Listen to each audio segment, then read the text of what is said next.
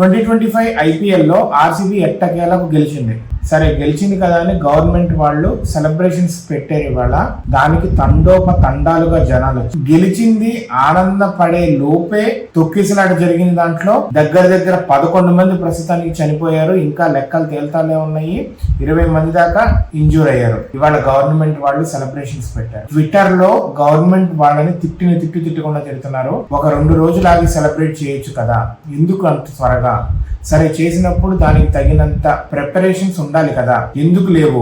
అసలు బ్యారికేడ్స్ అనేవి ఎందుకు పెట్టలేదు అని అంటున్నారు. అదే విధంగా అంతకంటే ఎక్కువగా ముంబైలో చేశారు. సముద్రం ఉంటుంది కదా అక్కడ, ఇంతకంటే ఎక్కువగా చేశారు. అక్కడ ఎలాగ మరి మేనేజ్ చేయగలిగారు, మీరు ఎందుకు మేనేజ్ చేయలేకపోయారు అని ట్విట్టర్ లో అయితే గవర్నమెంట్ వాళ్ళని లెఫ్ట్ అండ్ రైట్ ఇచ్చుకుంటున్నారు. గెలిచిన ఆనందం ఒక్కరోజే లేకుండానే 11 మంది ప్రస్తుతానికి చనిపోయారు. అసలు ఆ దృశ్యాలు చూస్తుంటే నాకైతే చాలా బాధేస్తుంది.